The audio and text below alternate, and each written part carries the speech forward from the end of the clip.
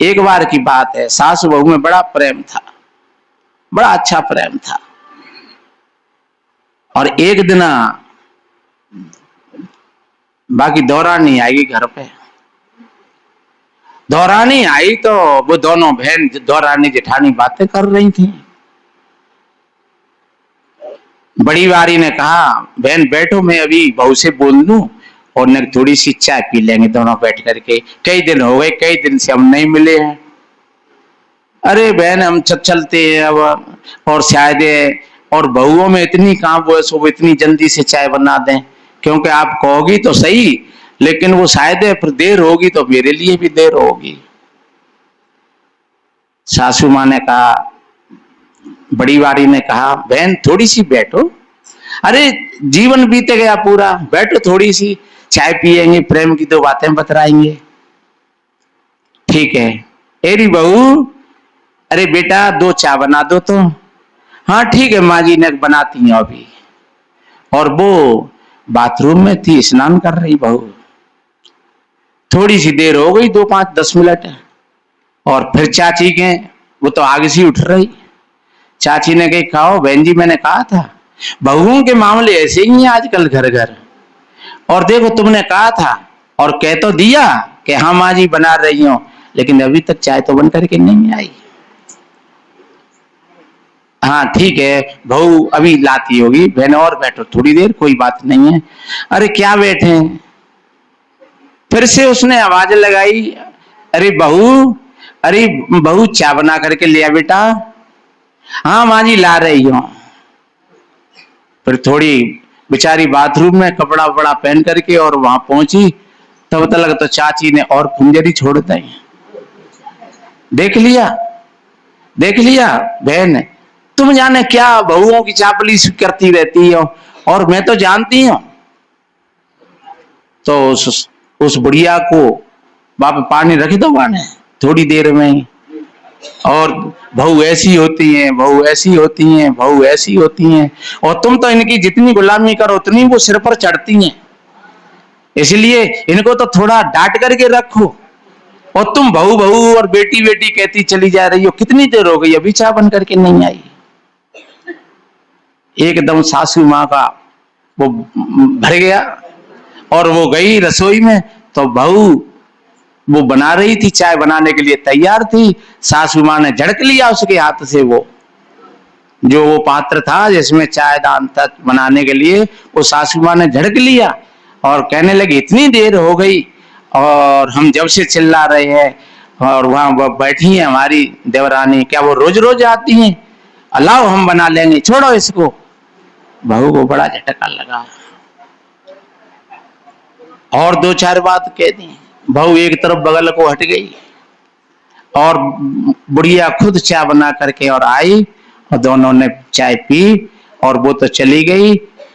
अब उसके चित्त में बड़ा ख्याल आ रहा कि देखो आज बहू ने मेरी बात बिगड़वाई दी थोड़ी सी बात पर, अगर मैंने कहा वैसे ही जल्दी कर देती तो इसका क्या बिगड़ जाता।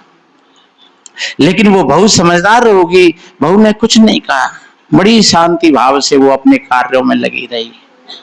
उसने उस समय पर कोई जवाब नहीं दिया।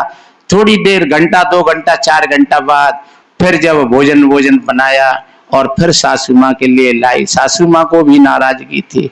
तब बहू ने कहा, माता जी आप इतनी परेशान क्यों हो गई? और चाची की बात हमने आकर के, तुमको पता है चाची जी की दोनों बहू अपने मायके में बैठी हैं। अगर ऐसी चाची जी होती ठीक तो फिर उनकी बहू उनकी आज्ञा का पालन कर लेती। अगर इतनी चाची चलाएवाई होती तब तो फिर बहू उनके घर पर होती। तो आपने ये भी विचार नहीं किया, उनकी बातों को तुमने अपने भीतर में ले लिया। अरे चाची जी का तो स्वभाव ही ऐसा है कि वो जहां जाती हैं और वहीं पर भड़काऊ बातें करके और घरों को बिगाड़ देती हैं, लड़ाई करवा देती हैं। तब वो सासू माँ का जहर उतरा थोड़ा थोड़ा और विचार किया कि हाँ बहू तुम सही कह रही हो, बेटा तू क्षमा कर दे, मेरे से गलती हो गई। और वास्तव में मैं उसकी बातों में आ गई, उसने मेरा दिमाग खराब कर दिया। तो कभी कभी ऐसा होता है मेरे भाई बहनों, अगर वो बहू भी उस समय पर अगर थोड़ी 1-2 मिनट 5-10 मिनट अगर नहीं रुक पाती तो फिर वह दोनों में और बात बढ़ जाती ज्यादा। तो एक ने अगर कोई शब्द कहीं से बोल दिया तो दूसरा बड़ी शांति भाव से अगर थोड़ा ठहर गया तो समझ लो विवाद की जड़, विवाद बच गया। लेकिन आप एकदम बात पर बात मरते गए तो समझ लो कि बात तकरार हो जाएगी, बात बिगड़ जाएगी। तो समझ लो कि वे चिड़िया टूट पड़ी तुम्हारे खेत में और तुम्हारो जीवन रूपी खेत पूरा को पूरा उजड़ जाओ। और फिर पता नहीं है कहां तक चली जाए वो बात, मारपीट हो जाए, कोई और घटना हो जाए, ज्यादा बढ़ जाए बात। क्योंकि फिर क्रोध तो बहरा होता है, वो किसी की सुनता ही नहीं। चिड़िया तो भूखी है फिर भी एकदम पूरे के पूरे तो भी मूड से दिखाते हैं, जड़ से दिखाते हैं। तो इसलिए मेरे बहन भाइयों बड़ी गंभीरता की बात है, इसमें किसी ईश्वर भगवान परमात्मा का कोई हाथ नहीं है। तुम अपने जीवन को सुख में बना लो, शांति में बना लो। और जीवन में सुख और शांति ये नहीं कि पैसों से ही आए सुख और शांति, सुख और शांति तुम्हारी समझ से आएगी। तुम्हारे अंदर में समझ है तो भले थोड़ा सा पैसा है तुम्हारे पास में, तुम्हारी शांति भंग नहीं होगी। तुम्हारे अंदर में धैर्य है तो कैसी भी परिस्थिति हो वो थोड़ी देर में वो चली जाएगी, हट जाएगी। जैसे आप कहीं चल रहे हो और बादल आ रहे हैं तो बादल निकल गए, फिर एकदम धूप हो गई, और फिर बादल आ गए तो फिर छाया हो गई, और फिर बादल निकल गए फिर धूप हो गई। ये धूप और छाया ही तो हमारे जीवन की व्यवस्था है।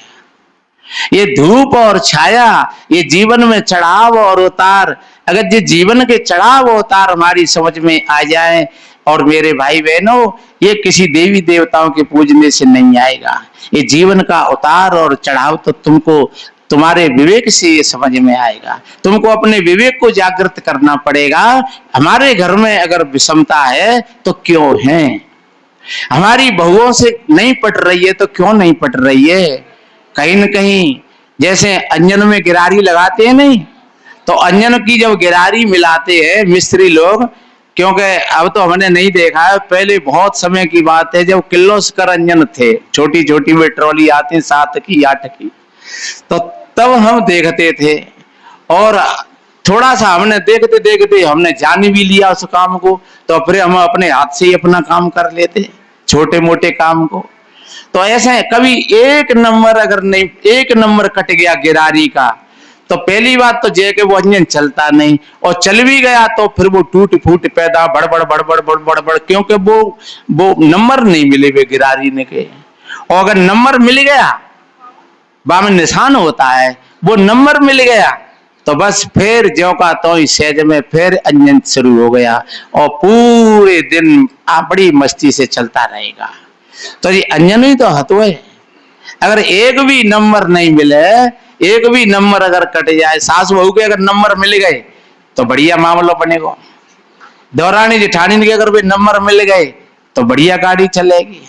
भाई भाई के अगर नंबर मिल गए वे तो बढ़िया गाड़ी चलेगी।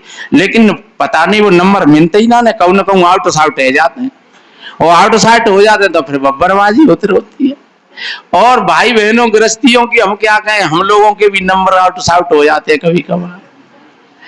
तो इसलिए बड़ी होश की बात है, बड़ी सावधानी की बात है। संसार में ये बात समझ में आ जाए कि कोई किसी का नहीं है।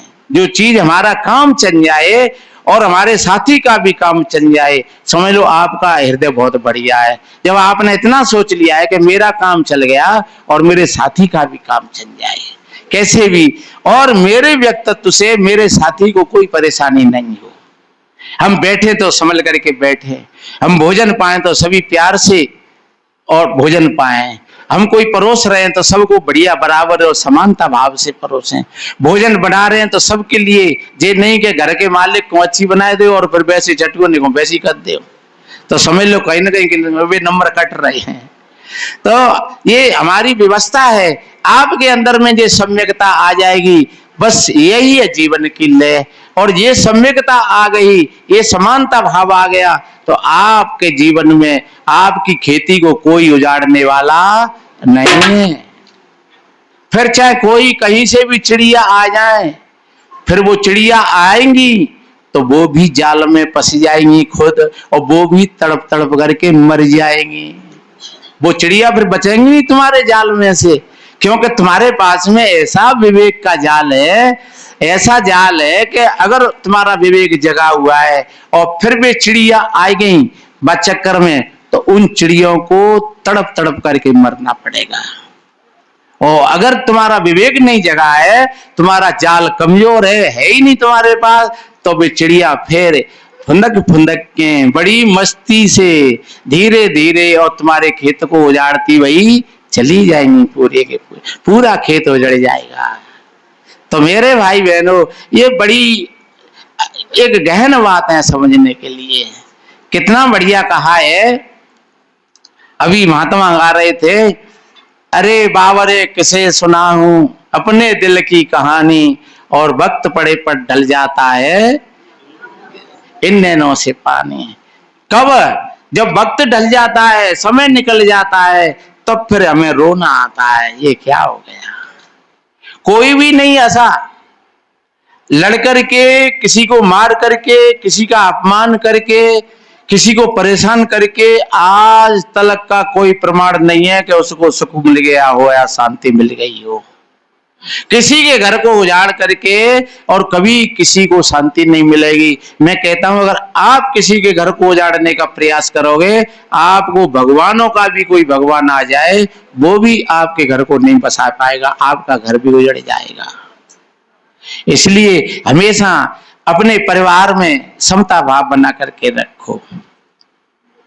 सदा शांत रहती है समता के पीछे, समता न रहती विषमता के पीछे, विषमता रहा करती ममता के पीछे, ममता बढ़ाना महामूर्खता है। सभी संत गुरुजन जो समझा रहे हैं, ये चर्चा भुलाना महामूर्खता है।